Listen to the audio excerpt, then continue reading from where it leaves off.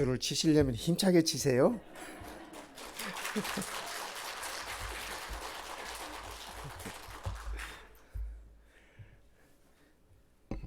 네, 참으로 감사합니다. 얼마 만에 들어보는 이 생음악입니까? 그렇죠? 우리 하나님께서도 기쁘셨을 것 같아요. 우리 세 분께 참 감사드립니다. 우리 노현호 군은 키가 엄청 컸어요. 그동안 못 보는 사이에 참 감사합니다. 또 우리 금서연 성도님, 최윤영 성도님 참 감사드리고요. 자주 이렇게 하나님께 영광 돌렸으면 좋겠습니다. 성도 여러분, 이 팬데믹 때문에 여행을 통 못 하시잖아요. 그래서 빨리 자유롭게 여행할 수 있는 그때가 왔으면 좋겠습니다. 오늘은 여행 잘하는 비법을 알려드리겠습니다. 2000년 전에 이 이태리의 폼페이라는 도시가 있었어요. 이 도시는 그 당시 인구가 5만 명 정도였습니다. 그러니까 꽤 큰 도시였습니다. 그 당시 도시들의 사이즈로 봐서. 저 이상하게 오늘 갑자기 엘러지가 온 것 같아요. 몇 주 전에 금요일 저녁에 한번 그랬는데 오늘 또 그러네요.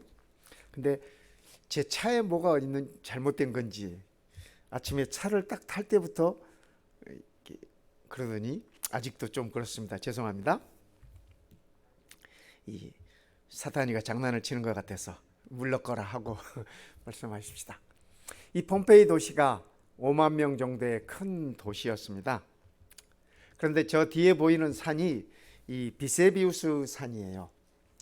근데 이곳에 이제 화산이 터질 기미들이 이렇게 보였습니다.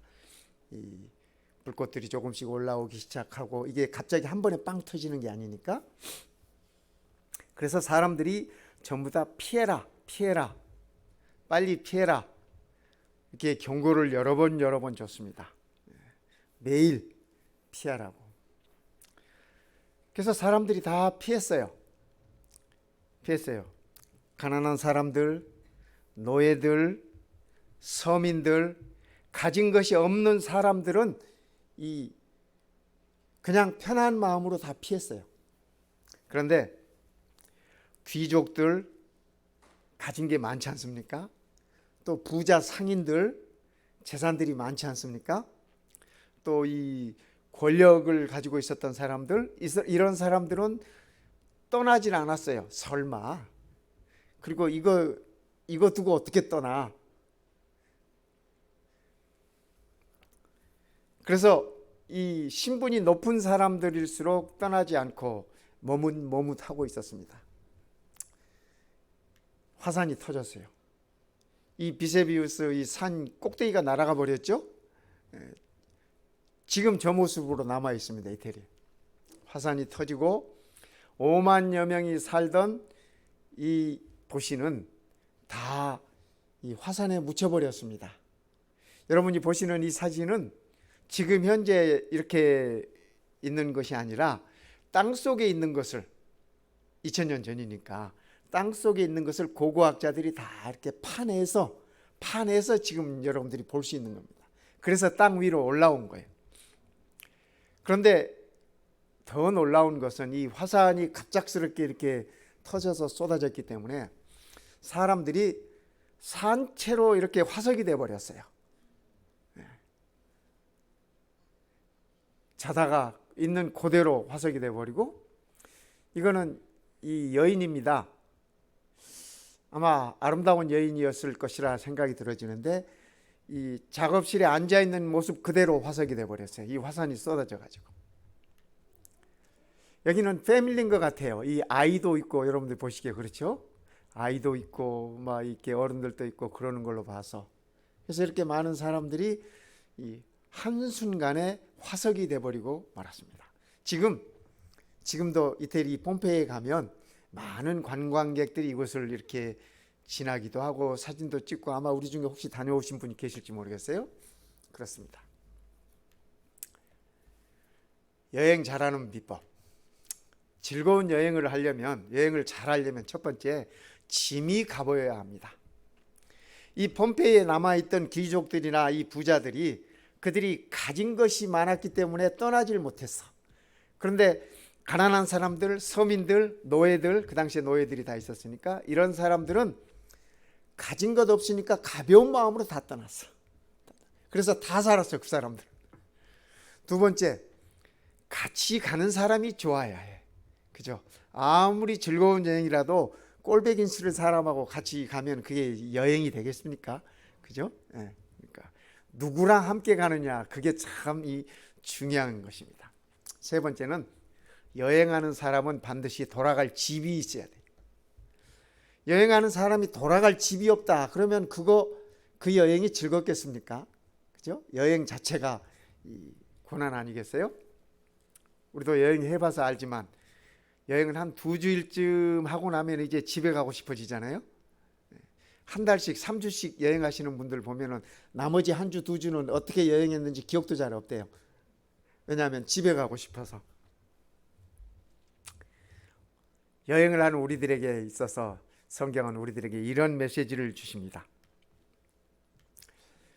만물의 마지막이 가까웠으니, 우리의 여정이 끝날 때가 가까웠으니 그 말입니다. 모든 사람이 각자 가는 길이 다르지만은 그 가는 길이 여행의 끝이 가까웠으니 그러므로 너희는 뭐하고? 정신을 차리고 근신하여 기도하라. 이렇게 베드로는 얘기합니다. 그죠? 정신을 차리고 기도하라.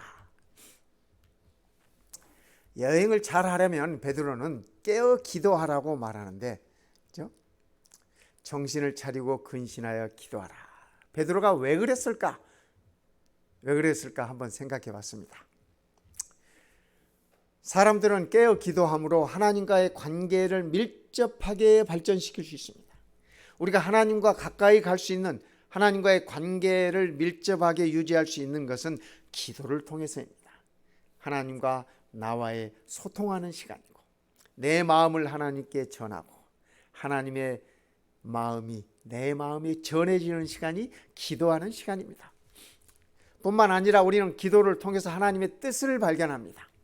기도를 통해서 하나님의 뜻을 행할 능력을 공급받습니다. 그러니까 기도는 우리가 하나님께 뭐 해달라고만 조르는 게 아니라, 그거는 1차원적인 것이고 더 차원 높은 하나님과 우리 사이의 관계 유지를 위해서, 더 깊은 관계를 위해서 기도가 필요하다고 하는 사실입니다. 이 그림 어떻습니까, 성도 여러분? 무슨 그림인지 아시겠죠? 누구예요?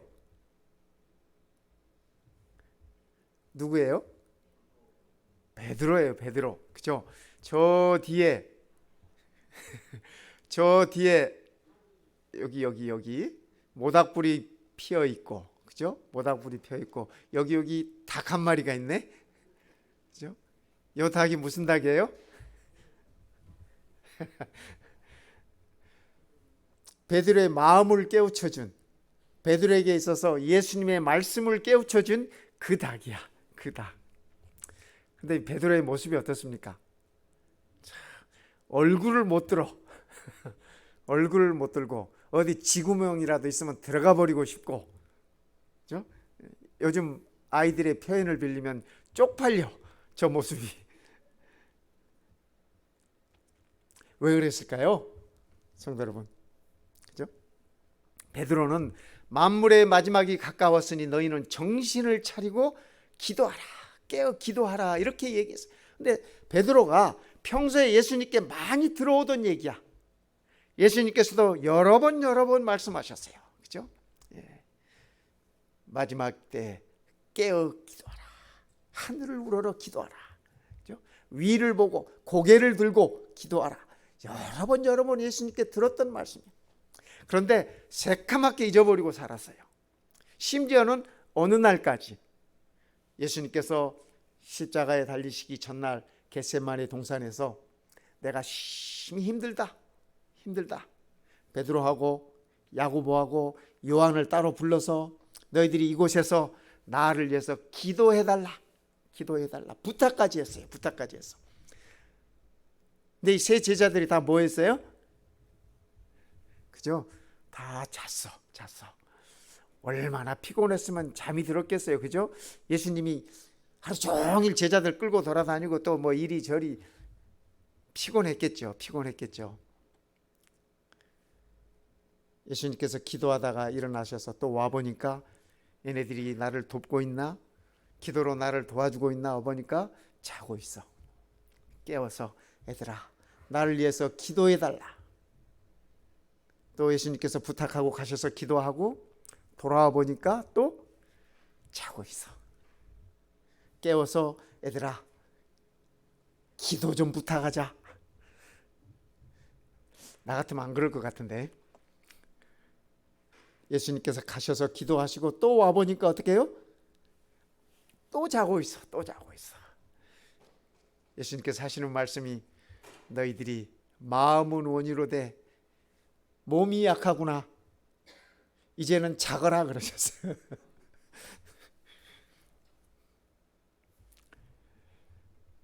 베드로가 왜 가야바의 궁전에서 어린 소녀가, 그죠? 성경에는 계집아이라고 적혀 있어요. 그죠? 계집아이가 던지는 질문에 그렇게 속수무책으로 3년 반 동안 따라다녔던 예수님에 관해서 부정하고 부인하고, 그죠? 욕하고 저주하고, 어쩌다가 베드로가 그렇게 되었을까 생각해 보니까 기도하지 않은 것이었어요. 그죠? 이 베드로의 편지는 베드로가 마지막 남긴 것들이잖아요. 초대 성도들에게. 그죠? 베드로가 그 편지를 마무리하면서 하시는 말씀이에요. 성도들아, 만물의 마지막이 가까우니. 어쩌면 베드로는 자기의 죽음을 예측하고 있었을지 몰라요. 예측했을 거예요. 그죠? 자기의 죽음이 가까웠다는 사실을 알면서 마지막으로 성도들에게 남기는 말씀이에요. 만물의 마지막이 가까웠으니, 그 만물에게는 베드로의 자신의 마지막도 포함되어 있어. 너희들이 깨어서 기도해라. 자기가 기도하지 못함으로 인해서 예수님의 부탁을 받고도, 예수님의 그러한 간곡한 부탁을 받고도 기도하지 않았던 그 잘못 때문에 자기가 실패했다는 사실을 베드로는 뼈저리게 느끼고 있었던 것 같습니다. 그래서 성도들에게 남기는 말씀이 깨어서 기도해라. 나처럼 그렇게 되지 말고, 그 말씀인 것 같습니다. 두 번째, 베드로는 이렇게 얘기합니다. 여행을 잘 하려면, 인생 여정을 잘 마무리하려면 뜨겁게 서로 사랑하라. 뜨겁게 서로 사랑하면서 가라. 이렇게 베드로는 일러주고 있습니다. 무엇보다도 뜨겁게 서로 사랑할지니 사랑은 허다한 죄를 덮느니라. 베드로는 죄를 덮어주는 사람은 아니었어요. 그죠? 제자들끼리, 동료들끼리, 그죠? 죄를 덮어주는 사람은 아니었어요. 그런데 그가 변화된 거죠. 변화된. 이제는 예수님의 소명을 짊어진 사도로서 초대 기독교를 이렇게 이끌어가는 사도로서 그가 부탁을 하는 것입니다. 무엇보다도 뜨겁게 서로 사랑해라. 베드로가 누가 크냐고 다투고, 누가 잘났느냐고 다투고, 요한, 야고보 와가지고 예수님 오른쪽에 앉겠다 왼쪽에 앉겠다 하니까 꼴보기 싫고, 그 모든 것들이 이 베드로의 마지막 여정에 있어서 떠올랐던 것 같습니다. 그래서 무엇보다도 서로 사랑해라. 그 사랑은 허다한 죄를 덮는 것이다. 그렇게 베드로가 일러주고 있습니다.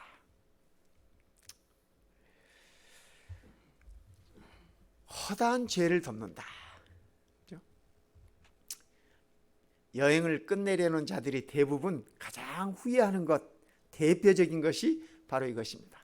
더 사랑하며 살지 못한 것, 좀 더 잘해주지 못한 것, 좀 더 함께 시간을 함께 하지 못한 것, 이런 것들을 후회합니다.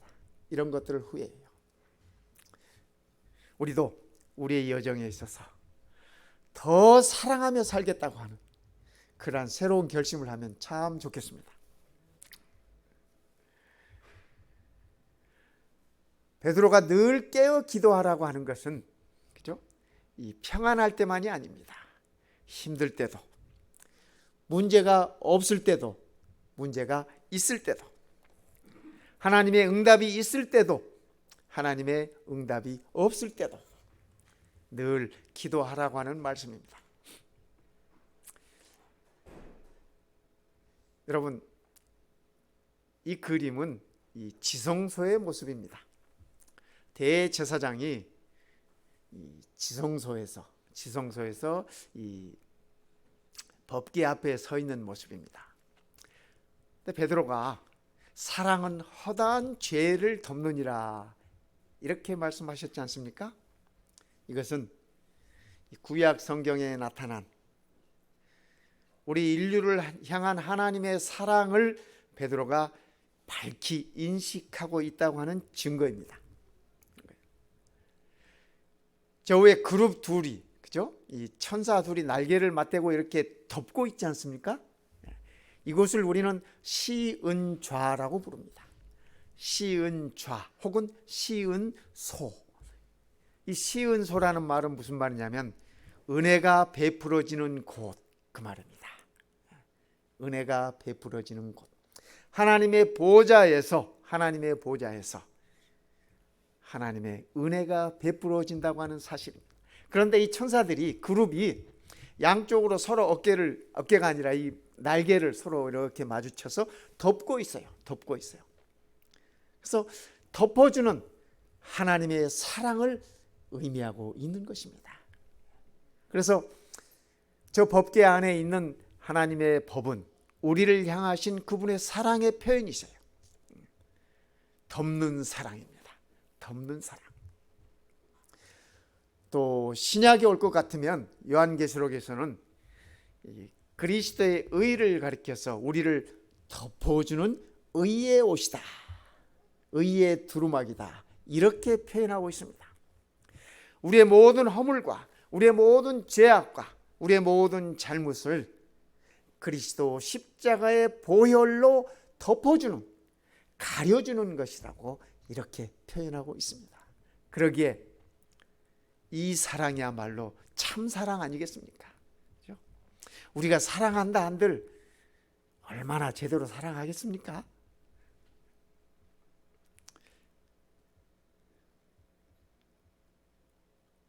어제 돌아가신 이현영 교수가 그의 딸이 있습니다. 딸이 한 10여 년 전에 먼저 죽었어요. 이 딸이 이 법학을 하고 했던 그런 딸인데 나중에 목사가 됐습니다. 그래서 그가 이제 목사로 사역을 하다가 암에 걸려서 이렇게 돌아가셨는데 그 딸이 쓴 책 가운데 그런 말이 있었습니다. 나는 아빠의 사랑을 받지 못했다. 잠옷을 입고 아빠의 서재에 가서 아빠 굿나잇 하고 싶은데 아빠가 너무 바빠. 서재에 앉아서 굿나잇 하려고 하는 이 딸에 대해서 눈길 한번 제대로 안 줘. 또 한번 이렇게 깨어나 주지도 않아. 그러니까 어린 딸은 아빠가 나를 사랑하지 않는구나라고 생각을 한 거예요.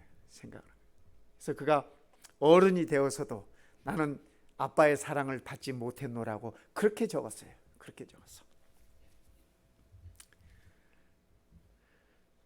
그 딸이 죽은 다음에 이현영 교수가 책을 하나 냈습니다. 딸에게 보낸 편지를 쓴 거예요. 딸이 살아있을 때 그가 표현하지 못했던 것들, 굿나잇 키스 하면서 딸에게 보내는 굿나잇 키스는 이렇게 글을 썼는데 거기 이현영 교수는 그렇게 얘기하고 있습니다. 나는 내 딸에게 피아노를 사주고 내 딸에게 좋은 옷을 입히고 좋은 사립대학에 보내는 것으로서 아버지의 사랑을 다하는 것이라고 생각했다. 그런데 내 딸은 아빠의 굿나잇 키스, 굿나잇 하고 인사하는 것, 그것이 딸에게 있어서는 참 사랑이었다고 딸은 생각했다는 거예요. 그래서 후회가 된다는 거예요. 후회가 된다는 것이죠. 세상에 어느 아빠가 딸을 사랑하지 않겠습니까? 표현의 방법이 서투르고, 그렇죠? 또 이렇게 잘 나타내지를 못해서 그렇죠.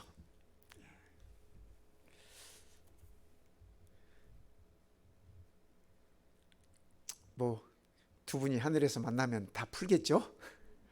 네, 다 풀 것이에요. 딸은 아빠에게 아빠 내가 오해했어. 아빠는 딸에게 내가 미안했다. 아마 그러실 것 같습니다. 사랑은, 그죠? 사랑은 허다한 죄를 덮는다. 죄를 덮는다. 성경이 말하는 참사랑은 우리 부모의 사랑도 아니고, 그죠? 친구의 사랑도 아니고, 성경에서 말하는 참사랑은 우리의 모든 죄를 덮어주시는 하나님 아버지의 사랑입니다. 십자가 위에서의 사랑입니다.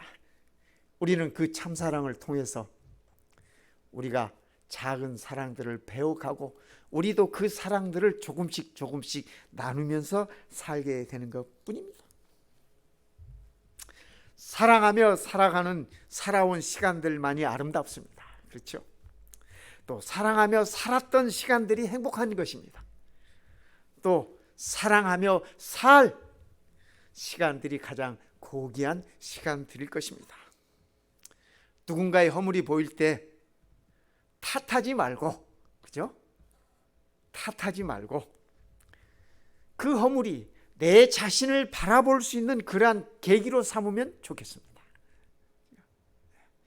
우리 가정에서도 또 우리 성도들 간에도 어디서든지 다른 사람의 허물이 보일 때마다 그 허물을 통해서 내 자신의 모습을 살필 수 있다면 우리는 여행을 잘하는 사람들일 것입니다.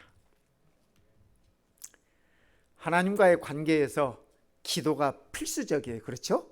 하나님과 우리와의 관계를 유지함에 있어서 필수적이야. 그렇다면 이웃과의 관계에 있어서는 사랑이 필수적인 것입니다. 뭐 사랑이라는 표현이 너무 거창하면 관심, 배려, 그렇죠? 동료, 뭐 이런 표현 쓸 수 있어요. 사랑이라는 말이 너무 이렇게 부담이 된다면 말입니다. 그러나 어쨌든 이것들은 우리가 이웃 간에 있어서 필수적이에요. 이웃뿐만이 아니라 우리의 가족들 간에 있어서도 필수적이고, 그렇죠? 우리 성도들 간에도 이것이 필수적인 것입니다. 그래서 사도 베드로는 이것들을 언급하고 있는 것 같습니다. 성도 여러분, 우리가 하나님과의 관계를 잘 유지해야 되는 것 아니겠습니까? 그러기 위해서는 그 증거는 내가 내 이웃들과의 잘 관계를 유지하는 것이라고 성경은 우리들에게 분명하게 말하고 있는 것입니다. 베드로는 이 사랑의 구체적인 행위를 한마디로 얘기했습니다. 뭐라고 얘기했냐면 서로 대접하기를 원망 없이 하고, 대접하는 것이 사랑이라고 베드로는 이렇게 한마디로 정의했어요. 요즘 코로나 때문에 잘 대접도 못하니까 답답하죠. 그렇죠? 네. 그런데 이 대접이라는 게 꼭 뭐 음식만이 대접이겠습니까? 그렇죠? 저는 이 대접을 생각해 보면서 서로 대접하기를 원망 없이 하고, 그러니까 이 사랑의 실천도 원망하면서도 할 수 있구나, 그런 얘기예요. 그렇죠? 남을 대접하는 것도 마지못해서 할 수도 있어요. 어떨 때는 이 체면 때문에, 내가 목사니까, 내가 장로니까, 뭐 이런 체면 때문에 마지못해 할 수도 있어요. 뭐 안 하는 것보단 낫지만, 그죠? 안 하는 것보단 낫지만 억지로 할 수 있어요. 베드로는 사랑의 구체적인 행위로서 서로 대접하기를 원망 없이 하라 이렇게 말했습니다. 대접에 어떤 것들이 있을까? 음식으로 대접할 수도 있겠고, 칭찬으로 남을 대접할 수도 있어요. 그렇죠? 사람은 누구나 다 칭찬받을 거 한두 가지는 다 있거든요. 다 있어. 근데 우리는 칭찬할 것이 10가지가 있어도 꾸중할 거 한 가지 있으면 그걸 우리는 이렇게 내세우잖아요. 그걸 부각시키잖아요. 그죠? 칭찬으로 대접하고, 또 격려로, 그죠? 힘이 필요한 사람에게, 격려가 필요한 사람들에게, 용기가 필요한 사람들에게 우리가 격려로 그 사람을 대접할 수 있습니다. 또 위로로, 슬픔 중에 있는 자들 위로해 줌으로 우리가 그들을 대접할 수 있습니다. 사람을 사람답게 대접하는 게 이게 최고야. 그렇지 않습니까? 아무리 진수성찬을 차려놓고도 그 사람을 인격적으로 대접하지 않으면 그 차려놓은 것이 아무런 의미가 없습니다. 냉수 한 그릇을 떠놓고라도, 냉수 한 그릇을 대접하면서라도 그 사람을 우리가 인격적으로 대접하면 그 사람은 정말 가장 좋은 대접을 받았다고 그렇게 생각합니다. 한번 실험해 보세요. 사람이 사람을 인정해 준다. 이건 정말 소중한 대접입니다. 소중한 대접이에요. 누가 나를 인정하지 않는다? 친구들이 나를 인정하지 않는다? 이것처럼 속상하고 이것처럼 자존심 상하는 일들이 없지 않습니까? 근데 가끔 우리 부모님들도 이런 실수를 해요. 애들한테 에이 네가 하긴 뭘 해? 너 그렇게 해가지고 되겠어? 뭐 이렇게, 그죠? 거기다가 플러스 꼭 아무개하고 비교해. 야, 아무개 딸은 더 잘하더라. 아무개 아들은 뭐 어떻다더라. 그러면 우리 아이들의 마음은 점점 멀어져 갑니다. 그렇죠? 인정해 줘야 돼. 인정해 줘야 돼. 다른 사람은 몰라도 우리 부모님들은 우리 아이들을 위해서 내 편이 돼줘야 돼. 내 편이 돼줘야 돼. 제가 한 번은요, 우리 큰아이가 고등학교 때입니다.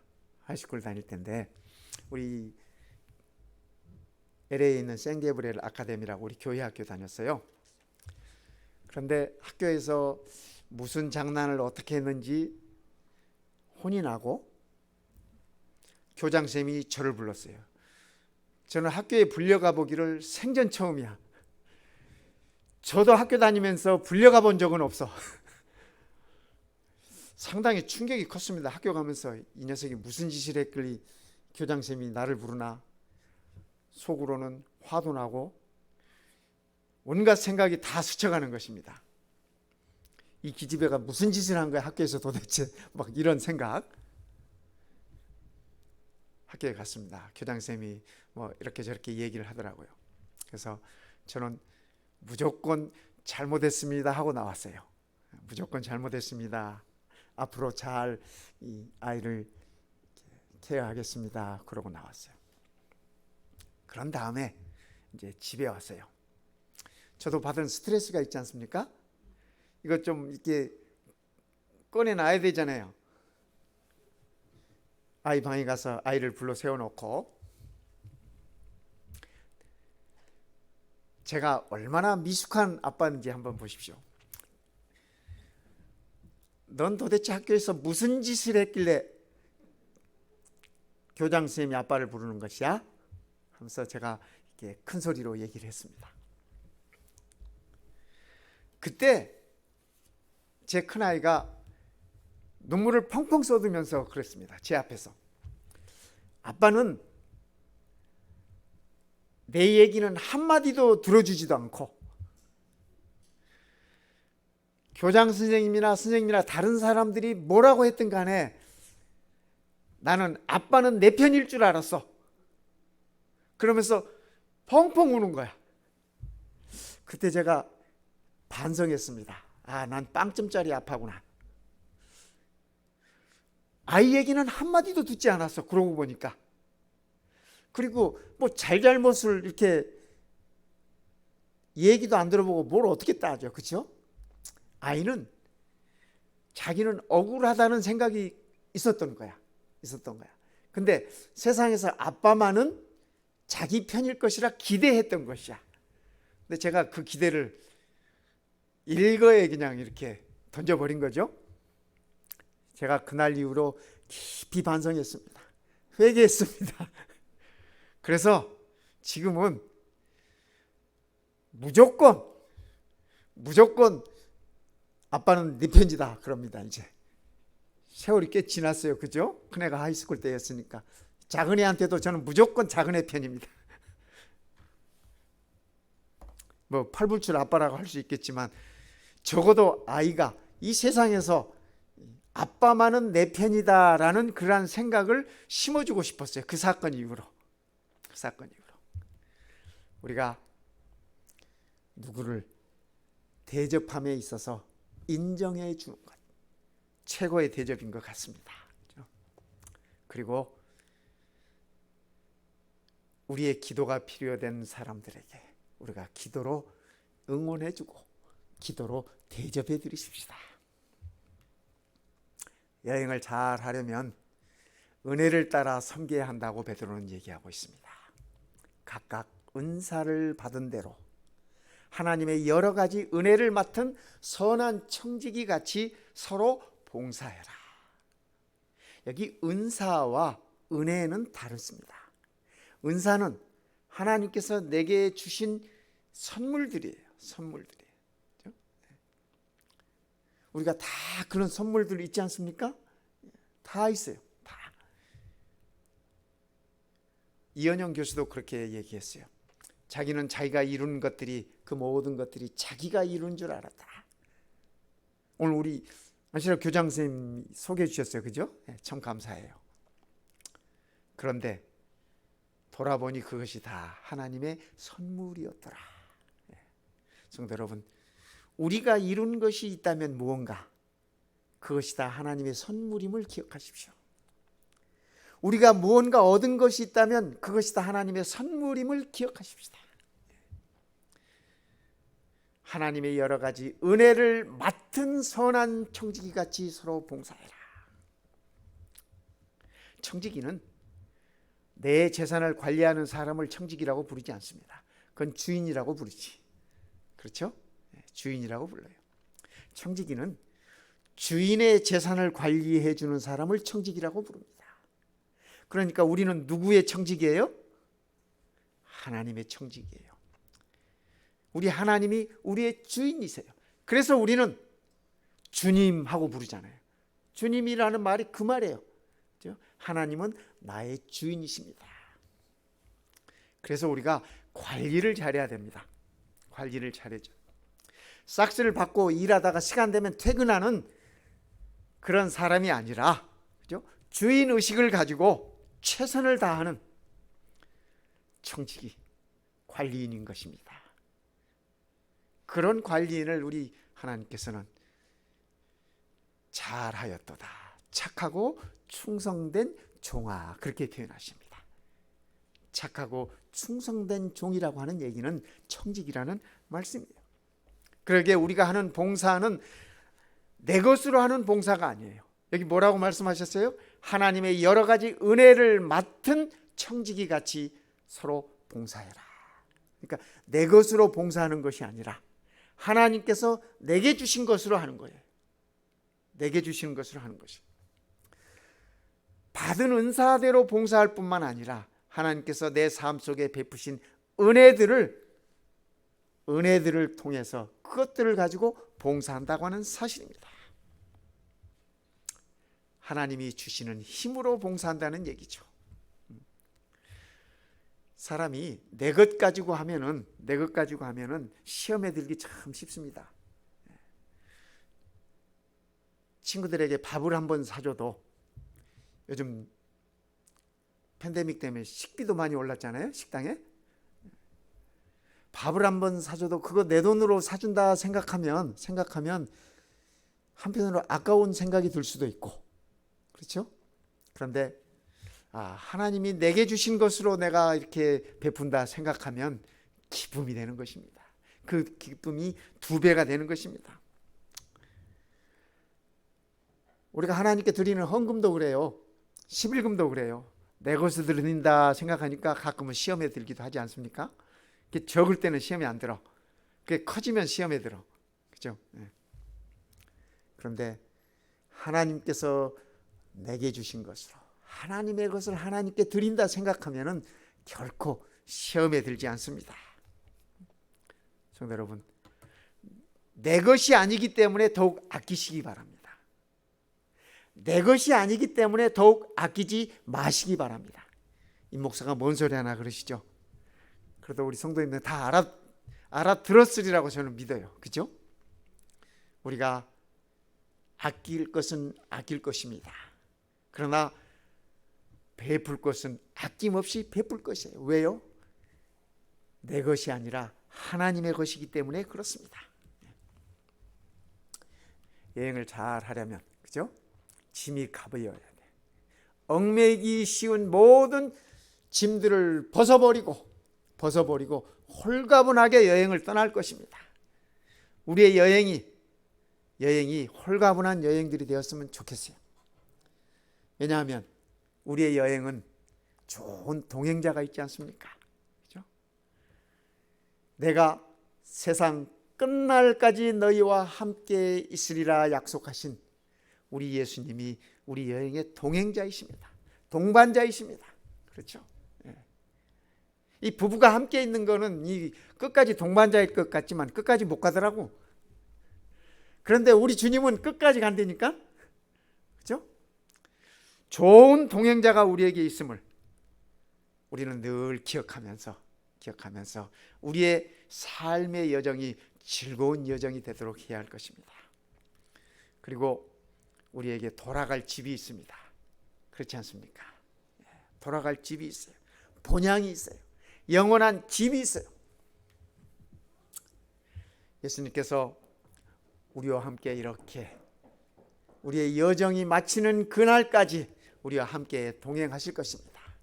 그리고 우리에게 약속하신 내가 너희를 위하여 있을 곳을 예비하면 다시 와서 너희를 나 있는 곳으로 영접하겠다고 약속하신 우리 주님의 그 처소가 우리의 돌아갈 집인 것입니다. 우리는 그것을 돌아갈 것입니다. 주께서 약속하셨기 때문에 그렇습니다.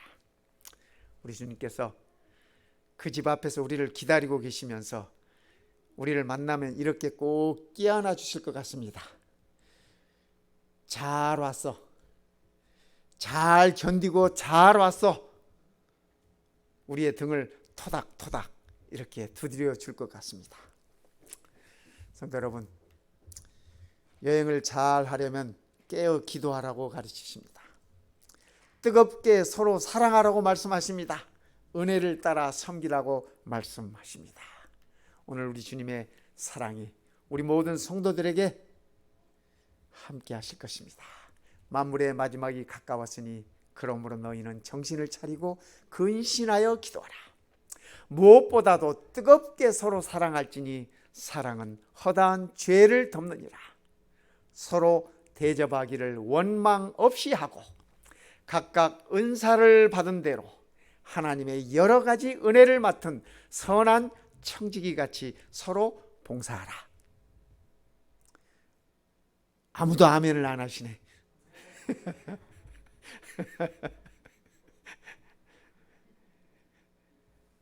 아멘이시죠? 우리 하나님의 이 거룩한 예배 시간에 우리가 아멘하는 것은 하나님 앞에서 약속하시는 거예요. 저도 하나님 앞에 약속하는 거예요. 그렇죠? 우리가 하나님의 말씀 따라 우리의 여정이 끝나는 그날까지 우리 주님과 동행하면서 이 약속의 말씀을 순종하고 따르며 하나님의 기쁨을 누리는 우리 모든 성도님들 되시길 이 시간에 간절히 바라겠습니다.